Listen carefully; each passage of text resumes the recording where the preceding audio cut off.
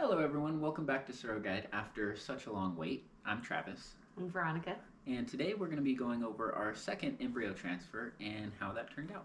So stick with us and let's get into it.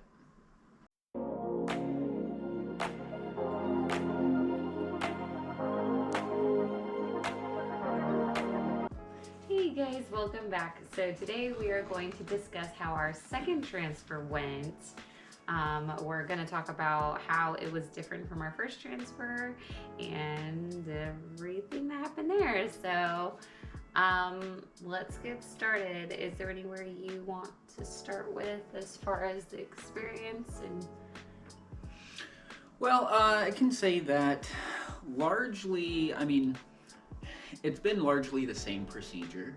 Um, Obviously, most of the actual physical transfer part has been really much of the same, but it definitely has been a totally different beast when it comes to like emotions and our kind of hopes going into this and feelings. So yeah? that's definitely been much different. And so how was that for you? Yeah, okay. So second transfer, it's funny because it is all pretty much the same thing. Like we do the med, like we get on meds. Med protocol was exactly the same, and then we have our transfer, which everything happens the same, but I feel like our emotions going into it was so different. I feel like with our first transfer, I was just super a nervous wreck, and going into our second one, I knew that there was a chance it would fail. I feel like I kind of had not like a I kind of had this expectation like it could go either way. And with the first transfer, I had this idea in my head that no, it's just gonna go great. So I had a more, how would you say? You were humbled a bit. We were more, I had a little bit more realistic expectations going into it, how it's like a 50-50 shot. And so I feel like I wasn't as stressed because I knew what the outcome could bring. And we were prepared to do a third transfer if the second one didn't take. So yeah, emotions were definitely different. But we were also hopeful in a different way because Yeah. this time we were using a donor egg versus the biological eggs. So, there was a new dynamic to the situation, which gave us a new bit of hope. We obviously still kind of had that in the back of our heads to where this could fail again. But we had like a renewed hope that this could work. Yeah. Yeah, absolutely. So we kind of spoke on the emotions. How would you want to talk about, like, do you want to share how the 2 week wait went as far as being different? Yeah, well, at least for me, I can speak personally on that 2 week wait to get confirmation. Um, I did my best to try not to think about it. Honestly, it is what it is. It's either gonna take or it's not going to, and so I figured this time around it would be better if I just kind of focused on us and work and stuff and not stressed out about that. And just kind of prayed that in the end we'd get a good result. Yeah, and I feel like for me, it was more of like, I first time around I did test almost every single day, and I did get positive pregnancy tests. But as you all know, my first transfer did fail. It resulted in a chemical pregnancy. My first beta was positive, but then my second beta went down, so ultimately it was negative.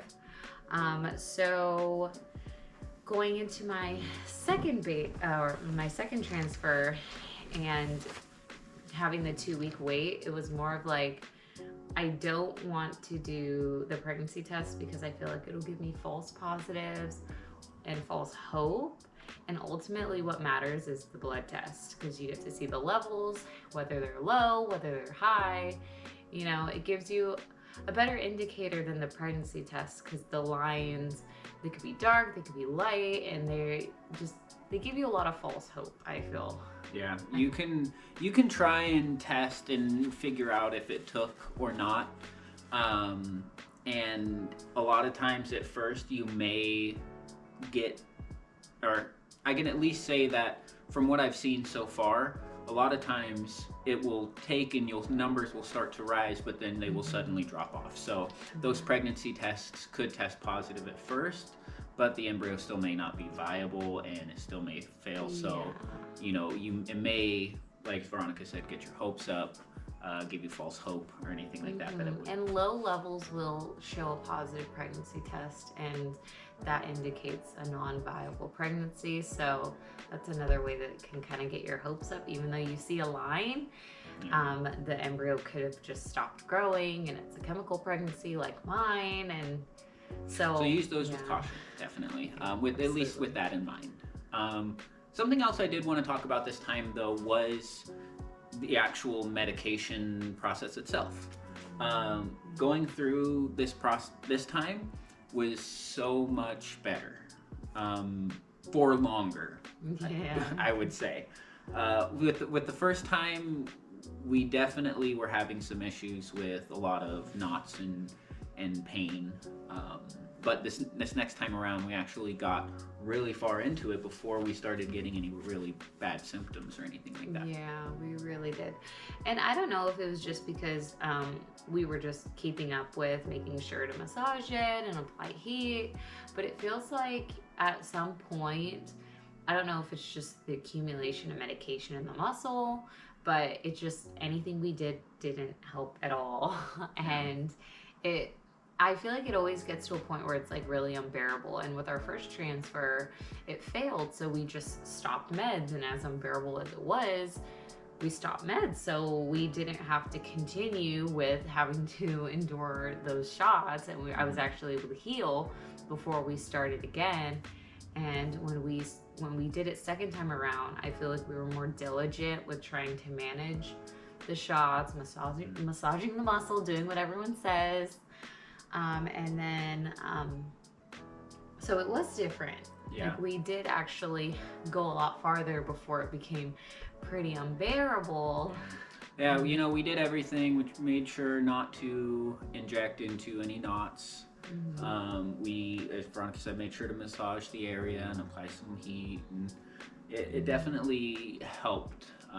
But as she also alluded to, the accumulation of medication, the muscle damage over time is going to get to you. Yeah. It can. Some surrogates it doesn't. Me it did. That's a very good point. Veronica is a very petite girl. We don't have a lot of area to go into. It's it's kind of a small area what they give you anyways. So it can be kind of tough. But one thing with that being said, we did want to reiterate is if the medication protocol is becoming too much for you, definitely talk to your fertility clinic. Yeah, absolutely. Yes, talk to your fertility clinic, because for us, like I said, it got to a point where it was pretty unbearable. I was wobbling, like I could hardly walk. He had to help me get up because the pain was obviously in my behind, because that's where a lot of the progesterone shots go, but it was also in my thighs and my legs, and so it makes it hard to walk. And so it got to the point where I let my clinic know, guys, I can't walk, and so I let them know, and my doctor is amazing. She had me decrease the frequency of the progesterone shots to every other day. And so if you think about it, each hip will go every 4 days, if that makes sense. Alternating sides. Since we alternate sides, each side would get 4 days to heal. And that helped tremendously. They increased my suppositories. So instead of doing 1 3 times daily, I was doing 2 3 times daily, so 6 total for the day. Yeah. Which wasn't the greatest, but it wasn't obviously better than dealing with not being able to walk. Yeah, it allowed my muscle to heal. The suppositories obviously aren't the best, but it was the greater alternative as opposed to continuing to do the shots, alternating on each side. So that honestly made the journey just so much more better, because the shots were definitely the worst part for sure. And to reiterate, through this process, the surrogate's health is a priority, like number one priority usually. And so if you're having adverse health issues from this medication regimen that you're on, such as you can't walk, you're having just excessive pains to where you just can't live, then talking with your clinic, talking with your agency is a wonderful idea. They will either change your medication protocol, or you may have it in your contract to where the parents will pay for a nanny to come and help you, or something like that. So something that's needs to give. Right. Yeah. So if you're having a real hard time there, you have resources. Reach out to them, and they should be able to help you out with that. Yeah, I did end up speaking with my case manager, but it was after the fact that they switched my meds. So when I had spoken with her, she was obviously grateful that they had accommodated me, especially since, I mean, we have a family member who did surrogacy, and she had similar issues with the shots, but they refused to decrease her meds or do anything to really help with that. So we were very grateful that they listened, and they increased the suppositories and decreased the shot frequency. Yeah, and that's to that point, you don't know really what your doctor is going to be like, and so having some type of protections for yourself inside of your contract, to where the parents can provide help for you, or adjustments can be made. I would say that's very important. Yeah. Something to keep in mind. Yes, absolutely. Yeah. Anything else you want to mention about it? So, second time around, I wanted to touch base on like what we may have did differently going into transfer, maybe to help baby stick. We didn't do anything different.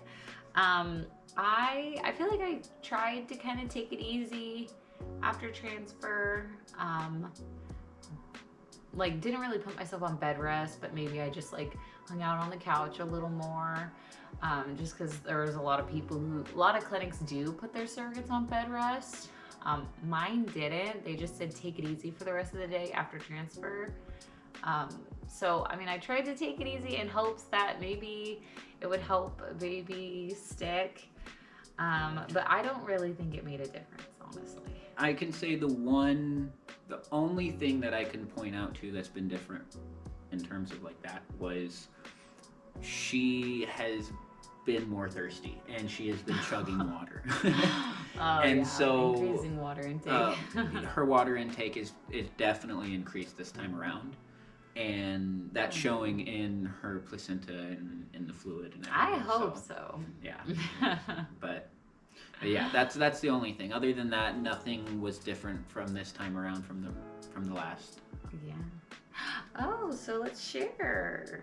Did it take? Oh yeah, did it take? The big question, huh? Yes, it did take. So we are 11 weeks. 11 weeks now. Yeah. And just about out of our first trimester. Almost out of our first trimester. So you should see a video coming soon on a recap of our whole first trimester. And so take a look, keep an eye out for that one. That'll be coming soon. All right, guys, I think that's everything we really wanted to touch base on as far as what happened with our second transfer. Considering it wasn't very different from our first. Yeah, it mainly just emotionally, so we don't have too much in terms of like the process on this one. If you want, go back and take a look at our other video, but if you have any questions, feel free to comment, and we'll do our best to answer those. Yeah, absolutely. Check out our TikTok, because I tend to do more frequent updates on there on how things are going with my appointments and everything. TikTok plug. So, yeah. All right. Well, thanks for tuning in, guys. We will see you in the next video. See you next time. Bye. Bye.